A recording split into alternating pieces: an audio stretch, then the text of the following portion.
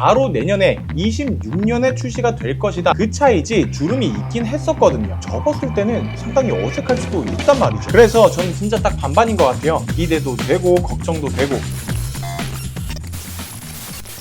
여러분들 안녕하세요. 아이템 성민입니다. 지난 9월 달에 정말 관심도 많고 말도 많았었던 애플 이벤트가 끝나고 애플에서 제품들을 대거 공개하고 출시했었죠. 그래서 저도 이번에 나온 제품들을 다양하게 리뷰했었는데 오늘은 올해가 아니라 내년에 출시할 것으로 예상하고 있는 애플의 폴더블 휴대폰에 대한 소식입니다. 사실 정말 여러 의견들이 있었어요. 애플의 첫 폴더블 아이폰이 2027년에 출시가 될 것이다. 아니다. 바로 내년에 26년에 출시가 될 것이다. 이렇게 말이죠. 그런데 이번에 맥루머스를 포함한 많은 매체들에서 내년 아이폰 18 프로 시리즈와 함께 공개될 것이라고 예측하더라고요. 그래서 오늘 이 폴더블 아이폰에 대한 지금까지 유출된 정보들을 모아서 빠르고 자세하게 알려드리는 시간을 가져보도록 하겠습니다. 그러면 폴더블 아이폰 미리 보기 자세하게 달려들어 볼게요. 앞서서도 말씀을 드렸지만 정말 많은 사람들이 기다린 애플의 폴더블 아이폰이 내후년에 나올 것이다, 내년에 나올 것이다 이야기가 많았는데 유명한 애널리스트인 밍치거가 바로 내년 26년에 폴더블 아이폰이 나오고 그로부터 2년 후인 28년에 폴더블 아이패드가 나올 것이라고 이야기를 하더라고요. 그리고 그 아이폰은 아이폰 18 프로 시리즈와 함께 출시될 것이라고 하는데 여기서 우리가 주의 깊게 봐야 할 대목은 아이폰 18 프로와 함께라는 부분입니다. 아마 IT, 테크에 관심이 있으신 분들은 한 번쯤 들어보셨을 수도 있을 텐데 내년부터는 애플이 아이폰의 출시를 나눠서 출시할 것이라는 예상입니다. 즉 아이폰의 일반 시리즈와 보다 고급형 라인업인 프로 시리즈가 분할 출시가 된다라는 말인 거죠. 그래서 이 시기 같은 경우에는 일단 내년 하반기 9월쯤에 말씀드린 프로 맥스, 폴더블 시리즈가 나오고 그 다음에 27년 초에 18과 18e가 나오게 될 것이라고 이야기를 하더라고요. 아무튼 결론적으로 애플은 내년에 아이폰 18 시리즈가 전부 다 출시가 되지는 않고 18 프로, 18 프로 맥스 그리고 폴더블 아이폰이 나오게 된다. 어떻게 보면 여태까지 아이폰의 폴더블을 기다리신 분들이 가장 궁금한 부분이 아닐까 생각이 되는데요. 아무래도 애플하면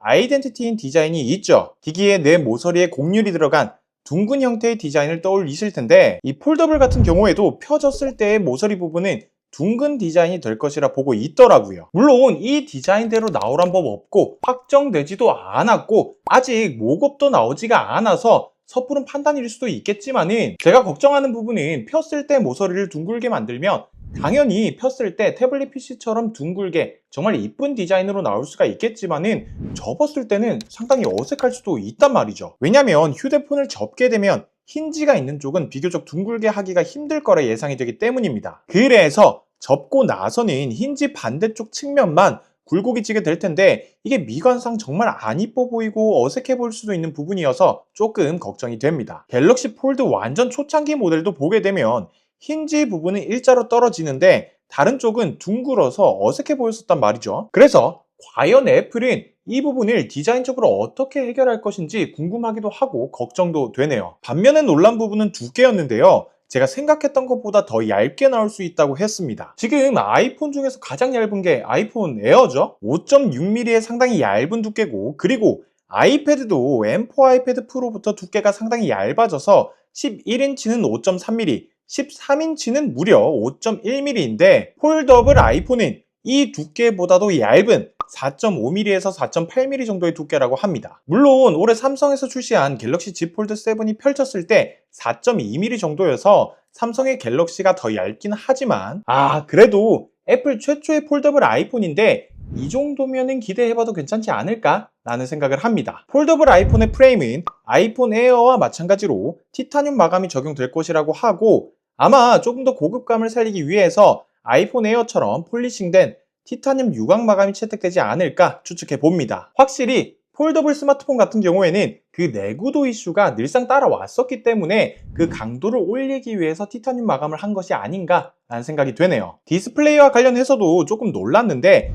폴더블 아이폰에 접었을 때 크기가 약 5.5인치가 될 것이라고 이야기를 합니다. 이게 얼마나 작은 크기냐면 우리 예전에 아이폰 미니 시리즈 있죠? 이런 아이폰 12 미니라던가 13 미니라던가 이 미니 시리즈가 5.4인치 디스플레이입니다.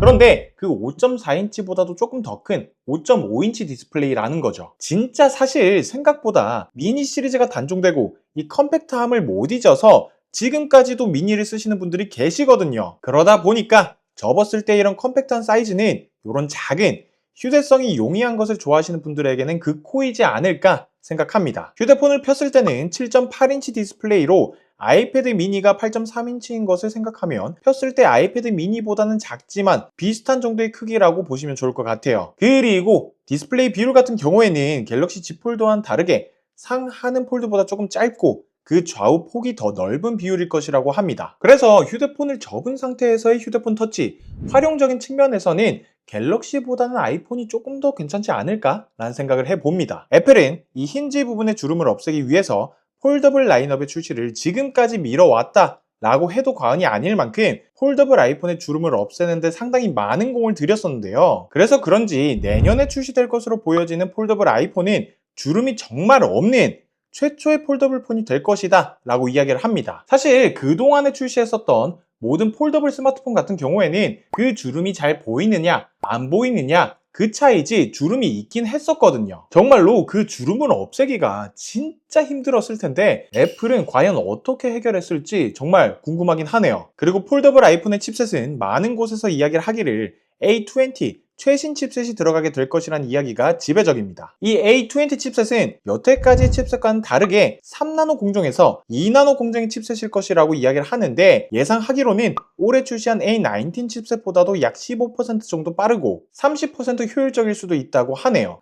그러다 보니까 자연스럽게 이 배터리 타임과 관련해서 긍정 회로를 돌릴 수밖에 없는데요. 일단 배터리 타임에서 가장 중요한 물리적인 배터리 용량이 5400mAh에서 5800mAh가 될 것이라고 예상합니다. 민치고에 따르면 고밀도 배터리셀이 탑재된다고 하는데 아마 그래서 이렇게 많은 배터리를 넣을 수 있게 된 것이 아닌가 추측해 봐요. 물론 실제로 출시가 되고 실사용을 해봐야 정확하게 알겠지만은 이렇게 물리적인 배터리 용량이 크다라고 한다면은 배터리 타임에 대한 걱정은 조금 덜하게 될 것 같아요. 마지막 카메라에 대한 부분입니다. 지금까지 유출된 정보에 따르면 새로운 폴더블 아이폰에는 총 4개의 카메라가 들어갈 것이라고 이야기를 하는데요. 접었을 때 전면 카메라 하나, 폈을 때 전면 카메라 하나. 그런데 여기에는 작년까지의 삼성 갤럭시 Z 폴드에 있었던 UDC 언더 디스플레이 기술이 도입될 것이라는 예상이 있습니다. 그리고 조금 더 기대해볼 만한 건 이 UDC의 카메라가 24메가픽셀의 고화질 카메라일 수도 있다고 이야기를 하더라고요. 언더 디스플레이 카메라가 아무래도 디스플레이 밑에 카메라가 있고 그 카메라 위에 특수 처리를 해서 카메라인 티가 나지 않게 하는 기술인데 그렇다 보니까 이렇게 나오면 카메라의 화질이 좋을 수가 없거든요. 그런데 24메가픽셀까지 올라간다?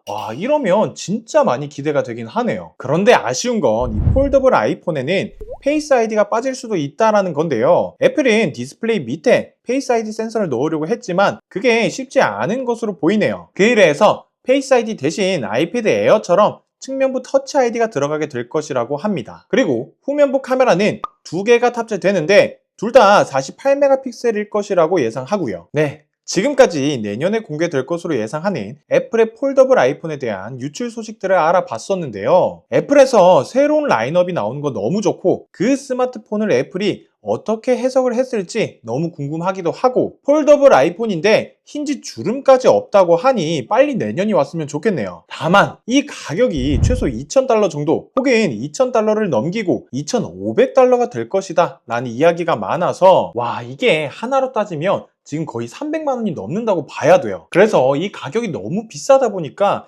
이 제품 때문에 또 전반적인 스마트폰의 가격이 올라가는 게 아닌가 라는 걱정이 들기는 합니다. 그래서 저는 진짜 딱 반반인 것 같아요. 기대도 되고 걱정도 되고 이렇게 딱 반반인 것 같습니다. 여러분들의 생각은 어떠신가요? 댓글로 많은 의견 부탁드리도록 하겠습니다. 아무쪼록 제가 준비한 영상은 여기까지이고요. 더 나은 영상으로 돌아올 것을 약속드리면서 지금까지 저는 아이템 성민이었습니다.